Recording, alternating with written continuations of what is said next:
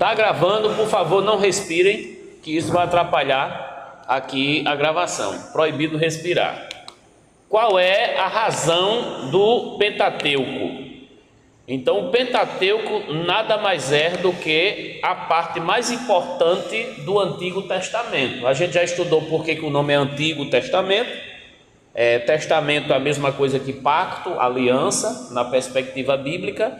E essa aliança, que é chamada de velha, é porque uma parte da aliança não cumpriu, a aliança entre Deus e o povo. Então, dessa forma, a lei quebrada, houve uma necessidade de uma nova. Porém, não se pode fazer uma nova sem a morte do testador. O testador veio em carne, morreu e fez uma nova aliança. Isso a gente vai estudar no Novo Testamento.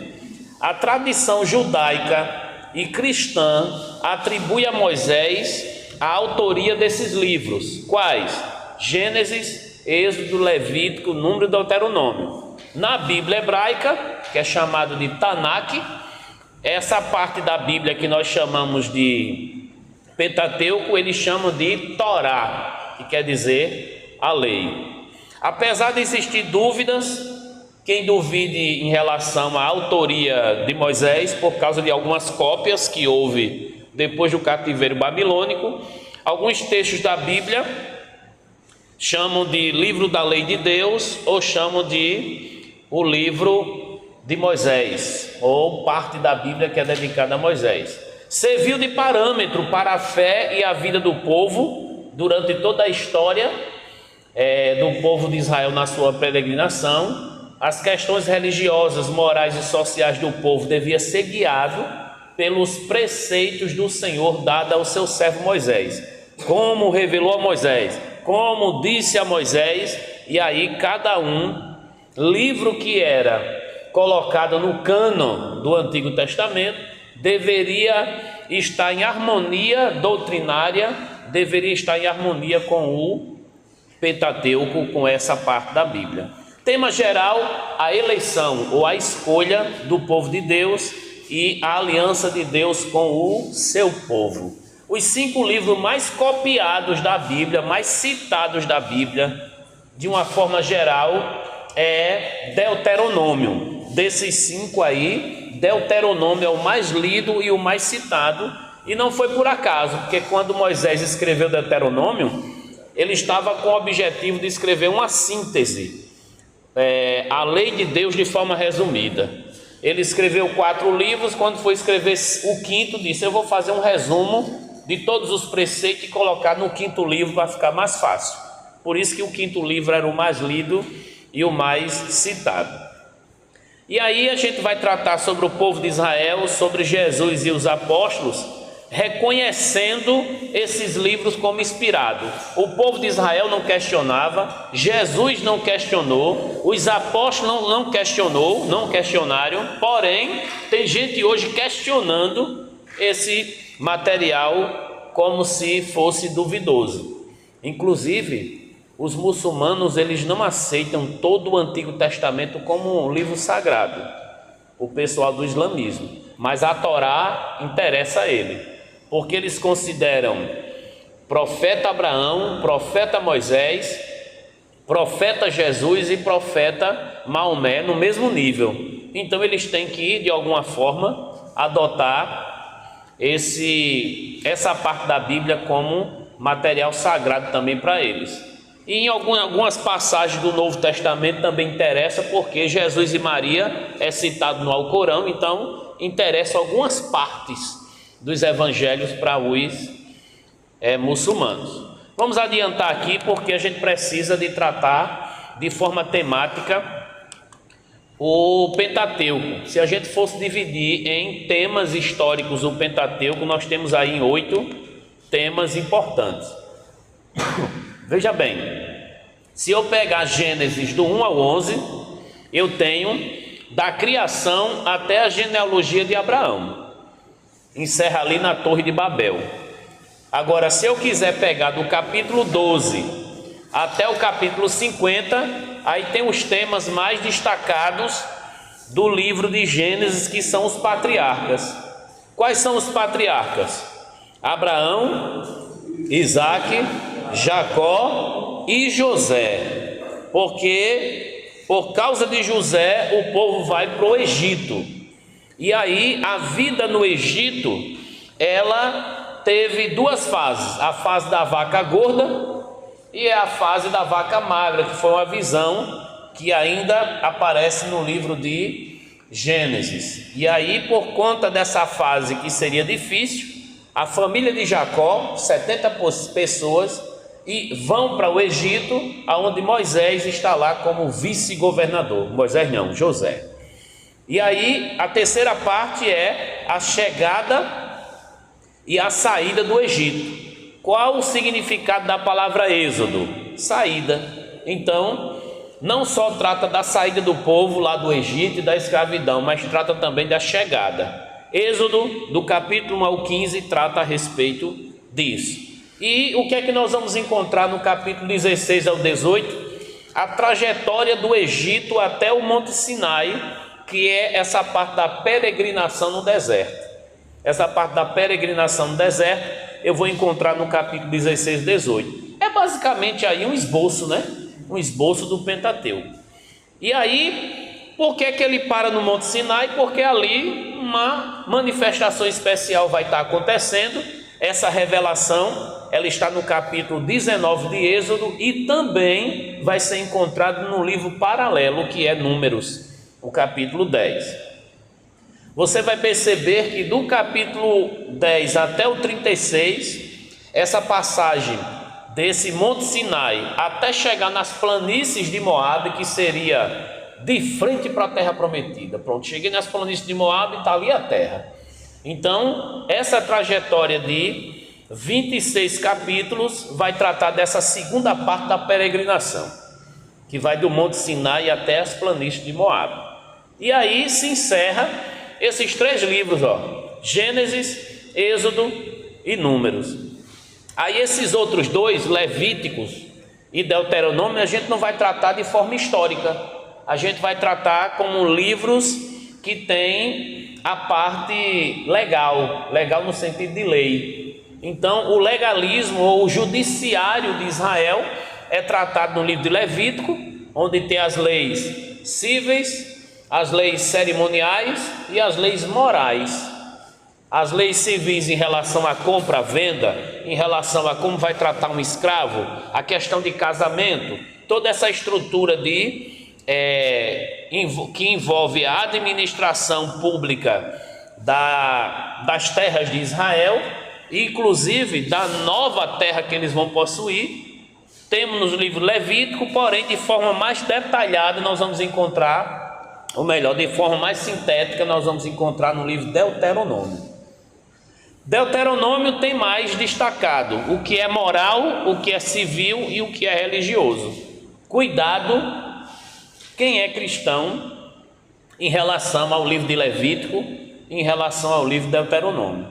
Por quê? Quando a gente vai considerar o Velho e o Novo Testamento como palavra de Deus, às vezes a gente cai na besteira de achar que tudo o que é dito no Velho tem que ser obedecido pela igreja. E não faz diferença entre o que é do judaísmo e o que é do cristianismo.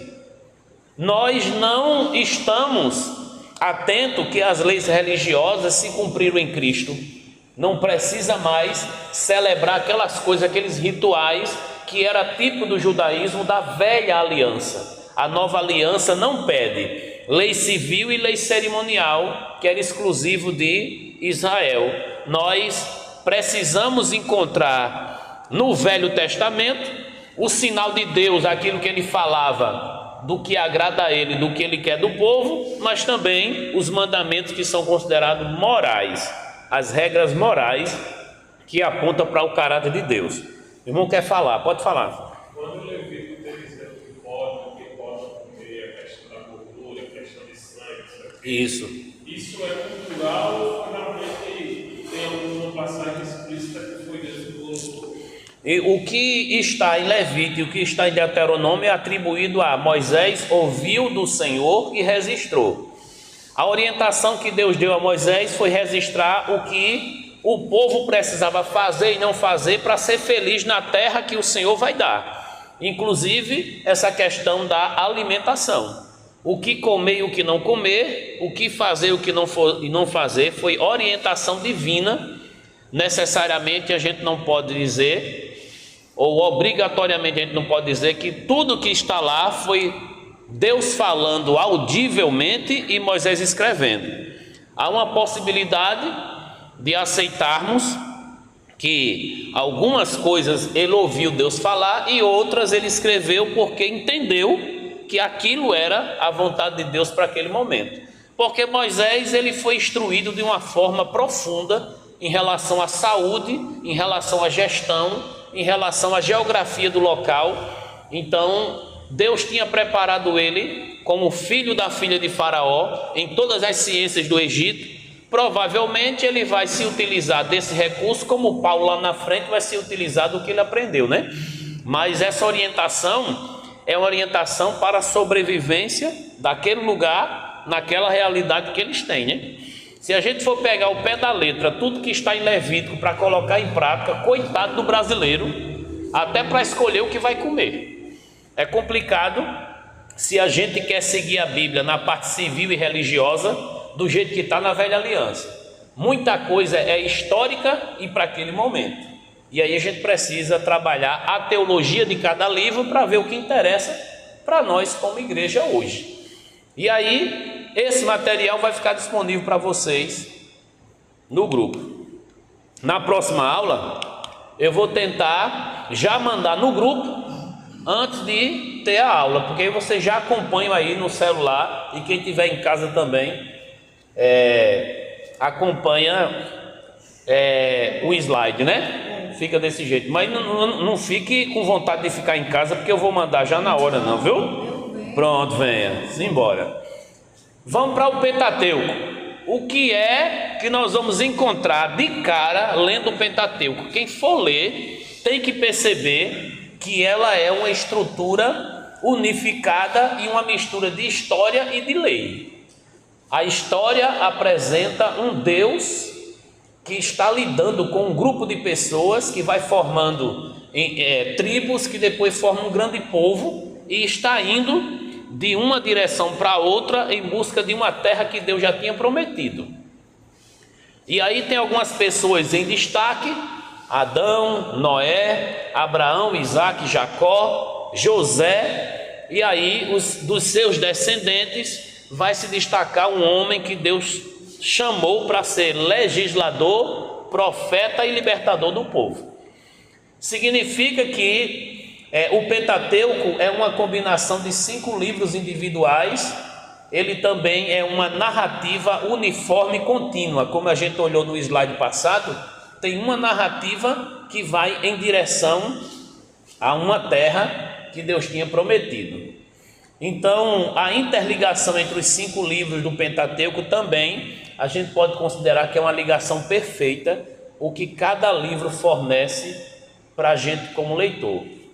Contém os discursos de Moisés ao povo do deserto durante o seu êxodo, que sai da terra do Egito até a terra prometida. Esse período de peregrinação no deserto, indo para a terra prometida, foi o escritório de Moisés para escrever o Pentateuco. O escritório dele foi exatamente no ar-condicionado do deserto. É verdade. A gente olhando para a realidade de Moisés, Jetro vai orientar ele, porque ele colocava do nascer do sol ao pôr do sol, se colocava à disposição do povo.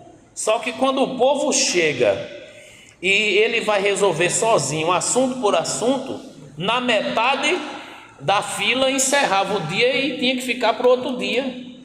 Tinha situações que tinha que resolver muito rápido. Capítulo 18, se eu não me engano, de Êxodo, o Jetro, o sogro de Moisés, diz: você vai perecer, inclusive o povo, nesse deserto. Não tem como você dar conta, não. Divida aí o povo em grupos e coloque líderes de 50, de 100, de 1000, cada um segundo a sua capacidade. E aí eles vão resolver as questões mais simples, e as mais complexas vêm para você. E isso ajudou muito Moisés. De vez em quando é bom um Jetro na vida da gente, para dar um conselho desse, né? E aí, os discursos contidos nesse livro em geral reforçam a ideia de que servir a Deus não é apenas seguir sua lei. O Deus eterno, todo-poderoso, terno e bondoso em seus feitos e fiel em sua palavra agiu, age e agirá em nosso favor para a nossa salvação, mas também é um justo juiz que não deixa impune os rebeldes que não honram sua santa palavra. Essa partezinha aí seria basicamente o resumo da teologia do Pentateuco. O Deus eterno todo-poderoso, ele é eterno e bondoso, mas também ele é um justo juiz. Ele é bondoso em relação a agir em favor do seu povo para guardar, mas também ele é um justo juiz severo para punir os rebeldes. Inclusive, os rebeldes morreram no deserto. Os que murmuraram morreram no deserto. E todo aquele período de 40 anos no deserto é como se o tempo estava esperando a galerinha que veio do Egito e estava murmurando no deserto, chegar o tempo dele de perecer no deserto para poder os filhos e netos desfrutarem da terra prometida. Parece uma coisa de propósito o tempo de 40 anos, porque é assim, ó, se tivesse vindo em linha reta daqui para ali, teria chegado em poucos meses na terra prometida. Mas como eles ficaram circulando, seguindo durante o dia uma nuvem e durante a noite uma coluna de fogo, Deus era quem estava guiando o povo nesse círculo todo. E depois eles vão perceber que eles estavam circulando, porque a terra sempre esteve lá. Mas no tempo certo foi que Deus disse: é agora. Qual é o grande tema? Qual é o grande tema do Pentateuco? As alianças de Deus com o seu povo. Essa nação sacerdotal recebeu a responsabilidade de levar a salvação aos demais povos. Levar a salvação aos povos. Levou? Não. Aí é que está. Falhou na sua proposta, falhou no seu no objetivo e na sua missão. Deste modo, o Pentateuco aponta para Cristo, pois nele são cumpridas plenamente as alianças e a lei. Através de sua obra redentora, Jesus trouxe a nova aliança ao seu povo, fazendo da igreja uma nação de reis e sacerdotes. Lembra desse texto de Pedro? 2 de Pedro 2,9. Vós sois a nação eleita, sacerdócio real, povo adquirido, nação santa, para anunciar as virtudes daquele que vos chamou das trevas para a sua maravilhosa luz. Está aí a síntese que eu falei, que vocês podem encontrar também na página 7 da apostila, mas de uma forma geral, Gênesis tem um pano de fundo perfeito para o livro de Êxodo. O livro de Êxodo registra o grande livramento dos descendentes de Abraão na terra do Egito, a construção do tabernáculo, a lei que foi entregue a Moisés, e aí a chegada saindo do deserto para a terra prometida.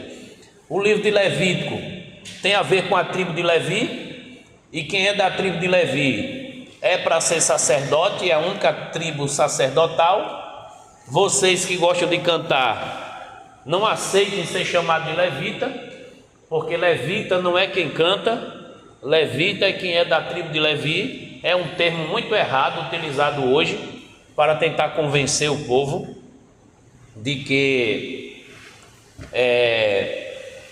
todas as pessoas que estão ligadas a louvor aqueles que cantam. Outro erro. Cantar e louvar são coisas diferentes. E esses que cantam têm um dom de louvor, e esses que têm um dom de louvor são os levitas. Pense num conceito errado que tem. O livro de Números, ele é chamado de Números porque tem contagem, né? No início o povo é contado e no final também o povo é contado. E aí registra também essa peregrinação, como a gente viu naquele esboço, tratando sobre todos os assuntos principais, historicamente falando. O livro de Deuteronômio fala sobre a nação de Israel, como ela deveria guardar a lei de Deus e permanecer fiel à aliança do Sinai. Aí o livro termina mostrando a sucessão de Moisés por Josué. É claro que quando vai para a parte de Josué, nós vamos encontrar especificamente: Moisés, meu servo, morreu, agora é contigo, como se estivesse passando o bastão, né? Nós já passando o bastão. E aí a gente vai ver de forma mais detalhada, não só essa questão da síntese, mas os detalhes em relação aos temas principais do livro.